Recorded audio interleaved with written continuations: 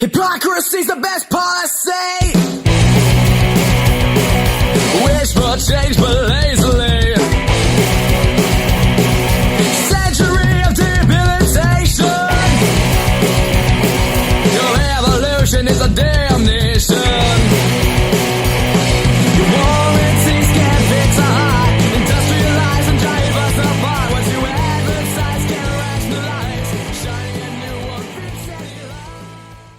Hey, what's going on, everybody? It's your boy Trav, aka 5-Minute Major, and I'm pleased to be joined by Alex Smith. He is the head coach of the John Jay Indians. They are the 2018 Section 1 Division 2 champions, and they're getting ready to face off against the Queensbury Spartans on Monday, March 3rd. Coach, thanks so much for taking the time out. How's it going? It's going well, Travis. Thanks for having me. Oh, my pleasure. Hey, can you describe your team in 5 words or less? You know, we're a hard-working group, dedicated, gritty, and much like a family. Okay, and I think that sums it up perfectly. I'm going to add, along with the grittiness, physical and skilled and well-coached. So I'll add those 3 words in there, too. I really like what I've seen. I saw you play against Niagara Wheatfield in December at Witz's tournament. I saw you play against Fox Lane, and then of course I followed you closely during the playoffs and the semifinals and finals. And I really do like what I see. It's going to be a heck of a game on Saturday. Coach, can you tell us who are the players to watch on your squad? Sure. Our top line: Johnny McEwen, David Brown, Brian Daly. Had a real good season together. David Brown had 33 points. John had 20 goals. And our second line, the green line we call it, really came on late. And Jack Brown had 5 goals in the postseason, so he's on fire. Yeah, and I would, to jump to my next question, I would almost ask you, I guess, that green line, are those some of the players who maybe surprised you a little bit this year as far as their contributions? Definitely offensively. We thought they would be more of a checking line when we first put them together, and they've really come together. They do a nice job working off of each other. They complement each other, and it's really been a pleasant surprise to have scoring from more than one line. I actually forgot there was another game that I was able to watch you on. I watched you play Suffren, and I also did the DJ and the public address for the Pink the Rink game that you had against Byram Hills, and I found myself hearing John McKeon, Chase Goldman, David Brown. I kept hearing those names, kept saying those names over and over again. So it's nice to hear that they're contributing. Favorite memory or moment? This might seem like an obvious question, but favorite memory or moment from the season so far? Well, I would say I probably have 2. One was when we beat North Rockland at Brewster. Okay. They had come off a tough loss against Mamaroneck the night before, and we had come off a tough loss against Rye-Town. It might have been, one of the turning points for our season where we could have easily fallen to, a top team, but we battled and held on for a 4-3 win. And then the other one I would say was just the last 8 minutes of the Horace Greeley game in the finals where we let Greeley back in, got it to 4-3, and then we really kind of shut the door and didn't really give up a lot of chances at the end of the game to get the 5-3 win. Yeah, I do have to say stick taps out to Greeley for not only taking Pelham to a 4-round shootout, overtime and then a shootout win, but then to really make it interesting, as you just alluded to at the end of the championship game there. But you obviously held on for the win, and we're moving on to the regional game. What do you look for in a hockey player, Coach?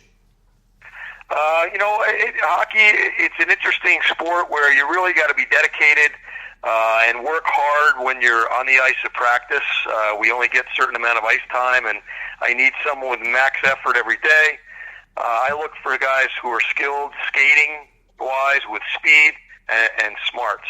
Those are the best players to work with. Over the years, we have guys like Fraser Boswick, Lucas Prestamo, Mark Laprine to use as examples for the younger kids. Okay.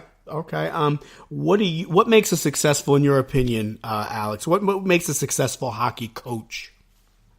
I think these days it's preparation.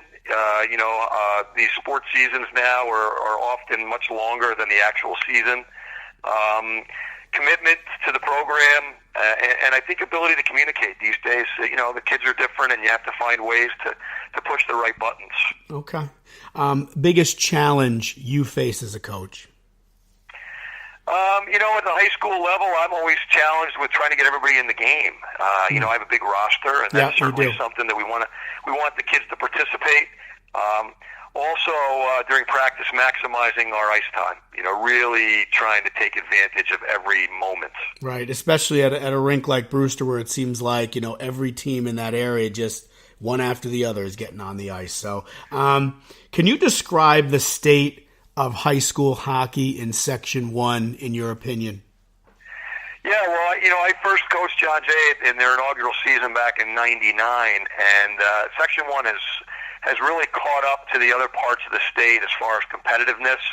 Nowadays, upstate teams are looking to come down here, where, even 3 or 4 years ago, I don't think they'd even think about coming down. I credit Pelham with really putting Section 1 on the map year after year.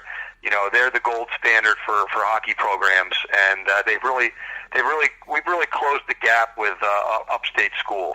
Yeah, I would wholeheartedly agree. Again, stick taps out to Ed Witz for putting together those tournaments and having the Niagara Wheat Fields and the Orchard Parks and the Lancasters and some of these other top quality programs. And like you said, 3 or 4 years ago, you wouldn't think to have them come down, and now they come down on a regular basis. And more importantly, Section 1 teams are starting to travel up, to play that top competition.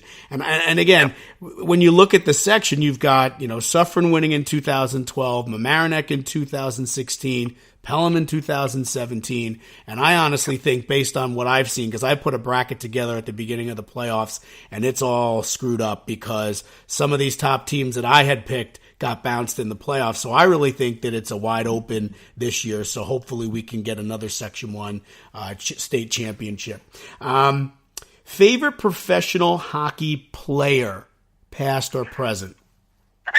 Well, growing up, I was a Ranger fan, and for a really long time, my favorite player was Eddie Jockerman. Okay. The goaltender for the Rangers back in the day. I was actually lucky enough to be in the Garden when the Rangers had shipped Jockerman to the Red Wings, and he came back and played as a Red Wing. Yes. It was an amazing moment, just in hockey history. And the crowd chanted Eddie, Eddie, and he got really choked up. I remember that. If you weren't emotional for that, you don't have emotion. And then I would say modern day Adam Graves. Absolutely. No one works harder than Adam Graves. Even now that his career has ended, he's still one of the hardest working guys, and I just respect his work ethic so much. I would agree. If you opened up the dictionary and looked up the definition of class, there would absolutely be a picture of Adam Graves. As a matter of fact, after your game and after the Division I game on Saturday, I hung around for that Hudson Valley Girls High School ice hockey charity event, and Adam Graves played the game, and then afterwards he signed autographs, took pictures, just so gracious, kind of almost the consummate ambassador for our game.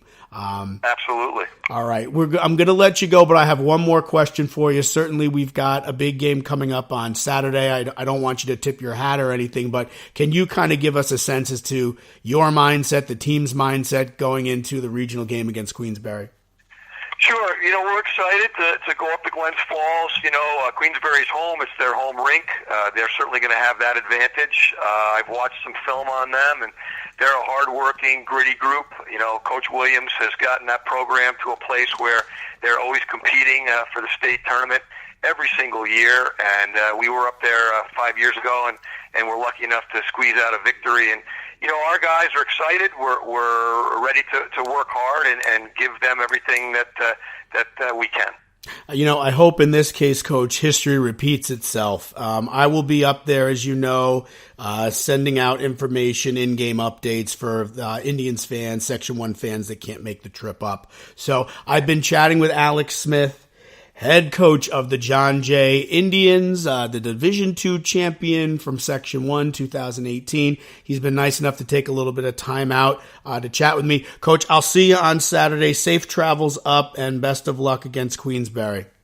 Thanks a lot for all your coverage during the season. We look forward to seeing you on Saturday. You got it. This is your boy, goodbye. This is your boy, Trav, and you're listening to the HVpucks podcast.